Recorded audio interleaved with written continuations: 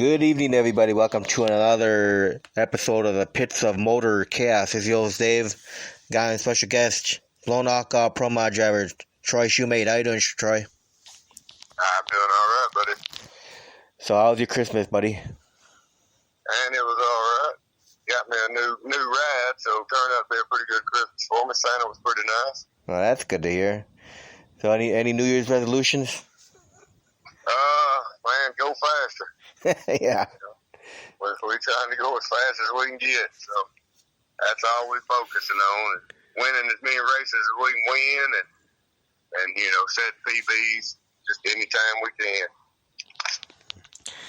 So, how many events did you run this year? We probably ran 12. The year was short because of the virus. Yeah. So how kind of messed the racing up a little bit there at the beginning of the season. So how'd the car run for you this year? Did pretty good. We ended up second overall in the Open Outlaw series for the season, and we ran some more choice pro mod events. We would get semifinals or so. We was really the car we've got, or the car we was using last year. We really took the chassis to its limits, and it was giving us a fit, trying to get it down the track every time. So car's hard enough to get down the track, but you get a little uncooperative, chassis going on, and it really makes it difficult.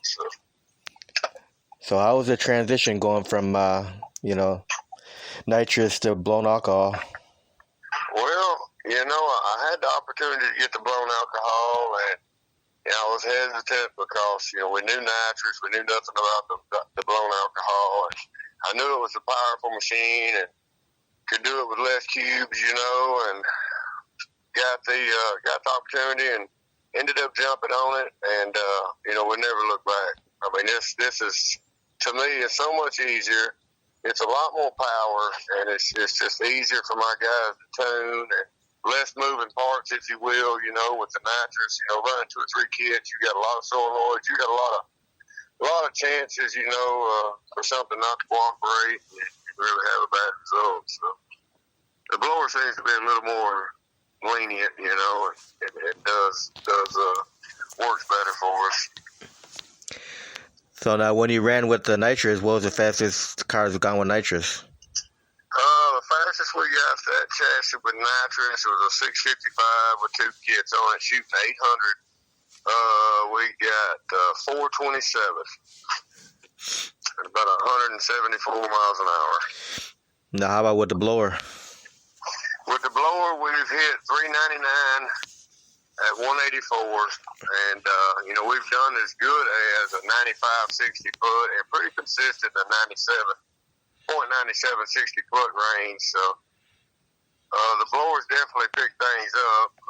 We had a nitrous chassis though, and that's really where our trouble started. Station our tails a little bit with the chassis, but 399 is the best we got out of it, and we know it. Our bullet will go faster than that. We just gotta get it into something that'll handle it. Yeah, that's a beautiful Corvette, by the way. I appreciate that. Now, what is for sale. I've got a new Tim McCamus chassis for this season, so we're going to really shake it up this season. So the one for sale, the Corvette, what year is that? It is a 2010.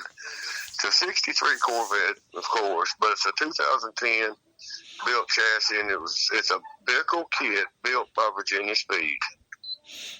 So really nice car. Excellent, top sportsman car, 440, 470 car, would be deadly. It's really consistent at those kind of speeds and times. So what's the make of the new car? It's also a 2010, but it's a Tim McCamus 69 Camaro. It actually used to be Kenny Lang's car. If you're familiar with Kenny Lang and NHRA, yeah, that it used to be his car. So it was the Summit sponsored car. So the new one's going to be the Punisher too? Yeah, it's gonna be the Punisher too. It's gonna change looks. We're gonna go from the orange flame to a blue flame. That's really electric at night. Really looks good. And we're just trying to change it up a little bit since we changed the car. We're going to keep the name because we got some fans and we want to stay the Punisher so, our fans know who we are and we can keep growing as a team. So you a big fan of the Punisher? Not necessarily. It was just a name I come up with, and obviously it's a well-known name, but just something I thought that fit me and my style. And I like to win. I've raced stuff since I was 5 years old, and I like to win anything I do, and I just call that pushing the people, and that's where it really came from. And now, it just suited, so we went with it. So now for the new car, is that going to be a wrap or a paint job? It will be a wrap, and it is a wrap on the Corvette. So it'll be done by the same people that done the Corvette. It's a Metro Signs and Wrap. They're going to take care of that for me. They're sponsoring me this year, so they're going to wrap the car and everything for me and take care of my other few sponsors I got, and make everybody happy this season. So who are all your sponsors, Troy? Of course, we got Metro Signs and Wraps, Alan Wilson. We've got Gotthard Homes, Chris Gotthard. We've got Green's Trim, Michael Green. And we've got Cardinal Custom Homes with Darren Kalarick. So we also got Matt Stevenson, a dentist. He sponsors us as well. All right, so let me rewind the clock with you, Troy, and ask you how did you get into drag racing? How did I get into what? How did you get into drag racing? Man, I've always raced something my whole life, and I caught myself getting a little older, and I raced dirt bikes cross country for years, and it really beat me up, and, I got a need for speed, and I love cars, and it was just a natural fit. We started this back in 2017. We've only been doing this 3 years. So we started, late bloomers, but I got steered into it and just enjoy it and the thrill of it. And, obviously I'm driving this rocket ship, and I really like that seat of the pants stuff, and it just fits me. So just morphed into it pretty natural, really. So 2017, your first car was the Corvette? No, first car was a 67 Camaro. We bought it turnkey for $12,500, and we took that car out and ran a 647 right off the trailer with it. We improved that car over the year and got it down to a 506. And we was running Radio Fest, and the car was a lot of work to drive because it's old square tube chassis, and we ended up getting the lead on the Corvette, and we bought the Corvette, and that immediately put us in the 450s. We dropped 500 pounds when we went from that old Camaro to the Corvette, and it just went from there, faster and faster and better. So the Camaro got sold? Yes. Yeah, when I got the Corvette, we needed a bigger trailer. And actually, I worked a deal with a big gooseneck trailer and traded the guy out of Indiana. And I just traded him for it because I needed it, and it just worked out. So he just got the roller, obviously, and we kept the motor and stuff. And swapped it over into the Corvette, and we got enough of that, and we couldn't do the 450s, and we was running with these outlaw guys. They're running 30s, and we went back to the drawing board and come back with the 655 and 2 4-barrels, 2 kits, Steve Johnson kits. Got it up to shooting 800 on it, and like I said, we eventually got it to a 427, and then the guys we're racing with are just steadily going faster and faster, and I knew we was either going to have to go to, you know, a 700-800 cubic inch engine, or we was going to have to do something with, you know, a power adder like a blower or a turbo or, you know, something of the sort. But turbos and stuff to me are complex, and you know, this blower just fit the bill. We had a gentleman that said, you know, told me when I was looking at this motor that if I bought this motor that he would help me do anything I needed. And I believed him, Rocky Flanagan, and he did just that. He showed us, he showed my team how to tune that car, and I mean, it's been all downhill from there. We've been on the roll. You know, we beat a couple Street Outlaw guys this year. Got us a little publicity from that, and we may end up on Fastest Cars of Dirty South. We did some taping with them guys this year, and it's been a pretty busy year, really. Now, do you have any drag racers that you know, when you started drag racing back in 2017, any drivers that inspired you or you looked up to back then? Oh, sure, man, for sure. Like Big Money Bill Clanton, Kevin Reed, you know, R&R Kevin Reed, any of those guys that perfect their skills and with the really nice, fast hot rods, you know, I'm drawn. That's what draws me to a track is the fast cars, and those guys, I looked at them and said, so nice machinery, and, you know, they're nice, and it was like, wow, you know, these guys are down to earth, but yet, you know, they really hone their skills, and I mean, I've heard, you know, the name Big Money since I was 20 years old, you know, and I'm 49. So whether his daddy or him, you know, been racing the whole time. And of course, for Kevin Reed, the same thing. And, you know, I like John Forrest and Shirley Muldowney, and of course, those kind of old school racers. And I don't know, man, it's, you know, it's a good group of people. Yep. Now, what do you enjoy most about being a drag racer? Family environment. You know, I get to hang out with all my friends. You know, we get to do what we love to do. And a drag race is a car show. It's a drag race. You know, it's a family gathering, a race family gathering. It's everything. You know, we've done a lot of overnight camping, racing cross-country dirt bikes, and this is the same thing. We go camp, and we grill, and we just have a good time, and we race, very competitive, and my crew's competitive, and I mean, it's a great time. What do you hate most about being a drag racer? Spending the money. Yeah. That is the absolute worst, man. Because, you know, you hocked in a couple houses deep, you know what I mean? You got some money invested, especially when you're up here where I'm at now. You know, it's really costly to gain a tent. It's very costly. So, you know, it is what it is. And usually when I do something, I always take it to the extreme. I got to do the best, be the best, you know, and have the best. And, you know, I don't know. If I had a drawback, it's definitely the money side of it for sure. So, all right. Now, who are all your crew members that keep that car running? We got Chris Usselton, which is the crew chief. We've got Gary Bridges, which is the computer crew chief. He does all the computer work, tuning the car and stuff. We got Chris Lee.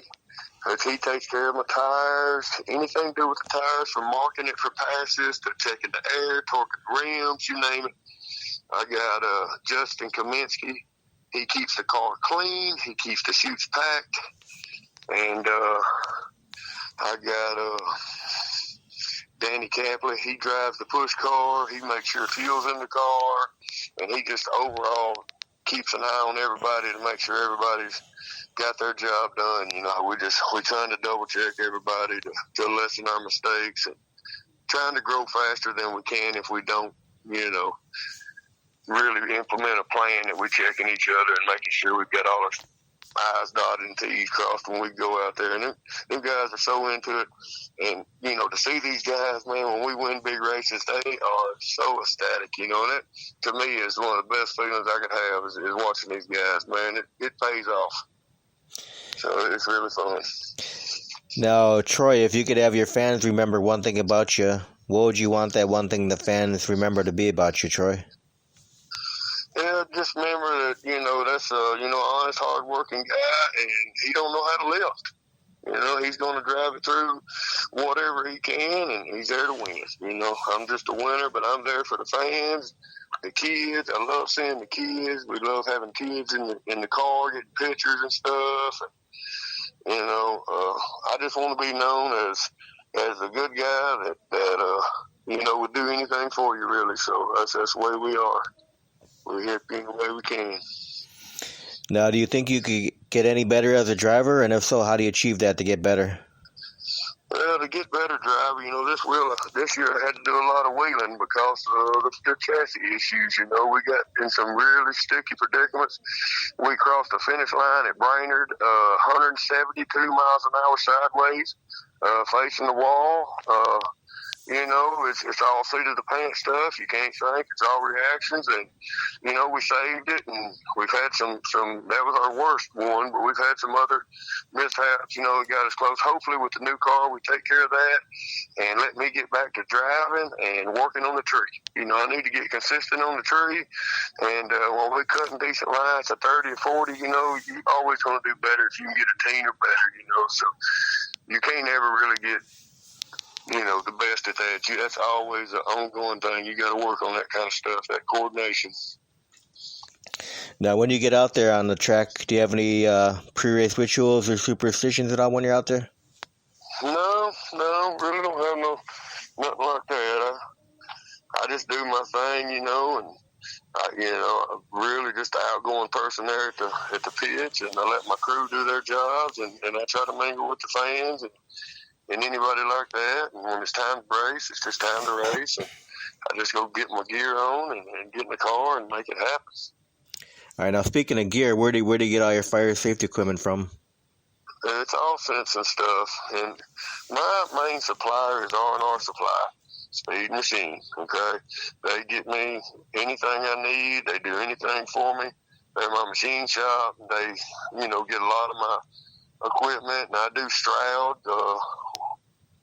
Tommy Cunningham at Stroud. We do Stroud chutes and window nets and things like that. But everything else in the car, from seat belts to parachutes,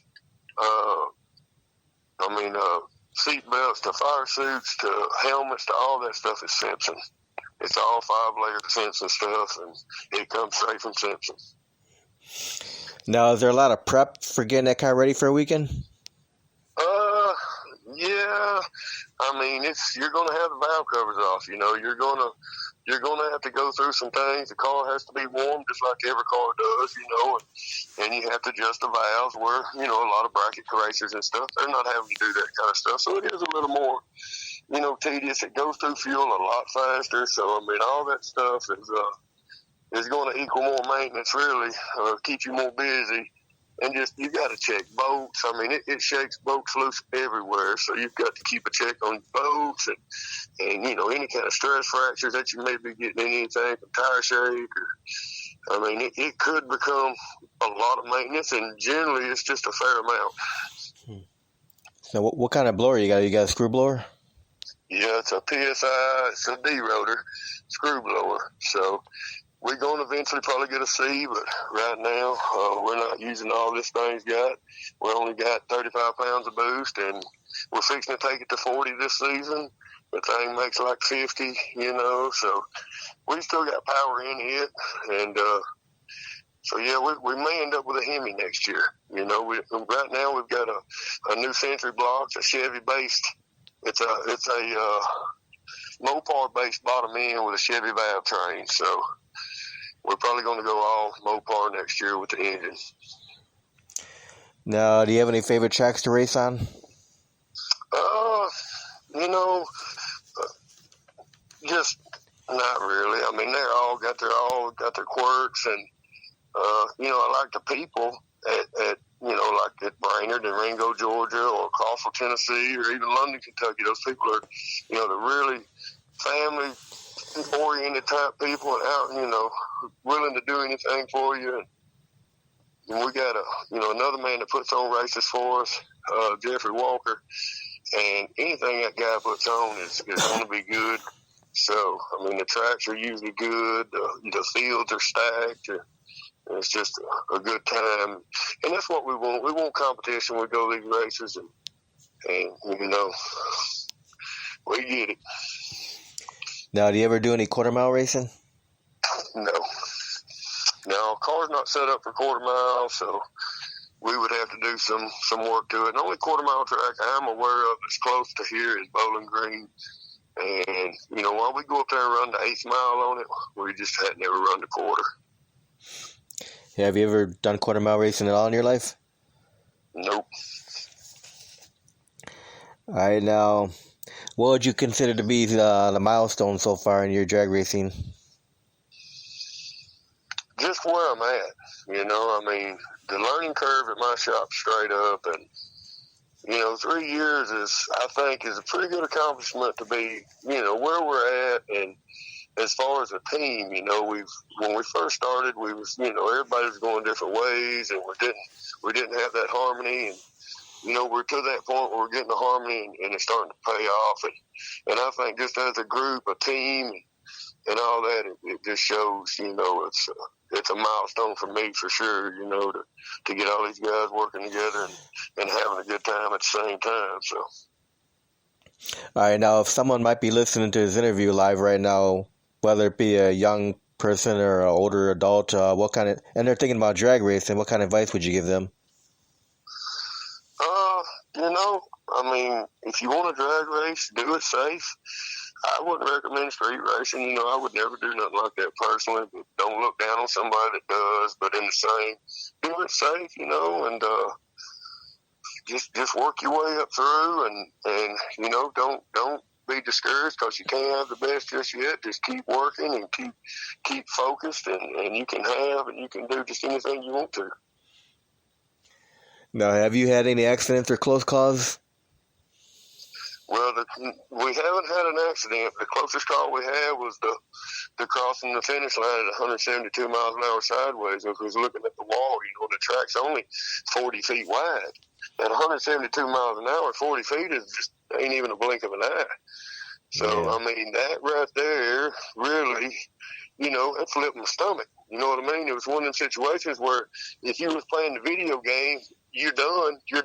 Yeah. But you're locked in this situation where you can't be done. You're going to ride this out. So it could have been ugly, could have been good. You know, God was riding with me for sure. Everything turned out great. It flipped the throttle, yanked the wheel, and some parachutes, and it kept us off of that wall. And I mean, that was, and I don't get, you know, afraid too easy, but that right there, it got me a little bit that day. But we got right back in it and raced more. We didn't put it in the trailer or nothing, but, you know, it's that's the life of a pro mod racer, though. You know, those cars are so volatile, you never know, you know, when you drop the hammer on 3,000 plus horsepower, what's going to happen? You know, you hope it's going to go straight down the track, but that's not always the case, so. Yep. Well, knock on wood, Troy, you won't have any big accidents. Well, I hope not. And that's why I try to stay as safe as possible. That's the whole deal with the new chassis, is to try to get something that don't put me in situations, and even if it does, that it's built to handle what I'm doing. You know, and that's another thing I would, you know, recommend to any young guys or gals out there wanting to race is safety, safety, safety. Safety is number one. You know, if you ain't got that, then you're in trouble. So I'd recommend making sure as safe as you can be, buckle them belts and tighten them up. You know, do what you do. So. All right, so I'm going to ask you some fun questions. Are you ready? Yeah. Outside of drag racing, do you have any other hobbies? Do you have time for hobbies at all? You know, I own a business, and the drag racing deal is such a big thing. And, you know, I used to, when I was younger, a little younger, I would, you know, ride dirt bikes and then, you know, go jet skiing and just different things in the same weekend. So I've since dropped most of that stuff since, you know, my racing deal has really trumped everything else as far as the money situation, you know, and just don't have the time to. And, you know, if it is a hobby, it's shooting guns or something like that, you know, with my wife or something like that. It's, you have any kids? That's amazing. Go ahead. You have any kids? I do. So how old are the kids? 26, 28, and 32. So what do you think about drag racing? My 26 and 28-year-old, they're all about it. The other two really could care less. So I mean, the two youngest boys, they really into it. Which the youngest boy, he's raced dirt bikes his whole, childhood and stuff. So he's a competitive type person, and he likes speed, and so he does a little bit. But for the most part, I've got the main effort, here, and they just around to support me. Now, since 2017 that you've been racing now, if you could hit a time travel machine and go back in the time, would you do anything differently in those 3 years? Well, I mean, I don't know that I could do anything different. If I had free range and I could, I would try to move faster, up the ladder. But really, I mean, I think we've went about everything in a controlled manner and tried to be safe. So, I have no regrets that I've done anything, that I need to go back and change for sure. Now, if you and your family have time to go on a vacation, you have a favorite vacation getaway? The wife likes Florida, so I'm just an old school working type fella. I mean, I could work all week, every week, and not even take a vacation. But she likes Florida, so we do that some, and that's about it. The vacation side of it. I vacate every time I go to the racetrack, man. You know what I mean? Yeah. To get all your troubles and really, really get down, So what part of Florida you guys go to? Oh, man, you would ask that. Let me see here. Yeah, that's how much I pay attention. Yeah. You know what I mean? Yeah. Man, where is it? It ain't Panama City. Maybe it is somewhere around in there. So I can't even think of the town, man. It's terrible. But I just can't. That's all right. Right at the moment, anyway. All right. So what's your favorite food? What is your favorite food to eat? I'm a vegetable kind of person. I like, if I was, I like broccoli casserole. Yeah, that's good. Yeah, man, that's some good stuff. Now, does your wife cook? Absolutely. So she makes broccoli casserole. Yes. Now, would you consider that your favorite dish that your wife makes? Well, I mean, she makes all kinds of stuff. So, I mean, I like the broccoli casserole. So I would say if we had to put it up there somewhere, that's probably would be real close to the top. All right. So now, what's your favorite beverage to drink, Troy? It could be alcohol or non-alcohol, either one or both. I don't care. It's sun-kissed. Sun-kissed, man. Sun-kissed orange? Yep. Now, do you drink alcohol at all? No. All right. What's your favorite movie of all time? Movie? Favorite movie of all time? Oh, man. I could say something like Die Hard or something, man. Oh, yeah. I don't know. Yeah, those were good movies with Bruce Willis. Yeah. Yeah, we'll just go with Die Hard because it's easy, and it is a great movie. So, but there's a bunch of movies out there, man. So you like action movies, right? Yeah. Yeah. All right. So, what's your favorite type of music to listen to? We listen to rock and roll. Yeah, rock and roll and drag racing goes good together, right? Yeah, man. Gets you pumped up. But I'm good with any genre. You know what I'm saying? I can listen to classical, to country, to rock and roll, to rap. It don't really matter. So if you listen to country, you like old country or the newer poppy stuff? Oh, definitely older stuff, man. I like some of this new rock coming out, but if it gets to the country, I like the older stuff. So you like music from the 80s? Probably 80s, 90s. There's some good songs of the new 2000 age, singers, these youngins coming out, but, really, it's hard to beat you older, Patsy Cline, or, that's really old, or... Yeah, Loretta Lynn. Yeah, some stuff like that. That's what I grew up with. My grandmother, that's what she listened to. That's what I listened to, you know what I mean? So yeah, those kind of songs grow on you. Kenny Rogers, Tanya Tucker. Oh, yeah.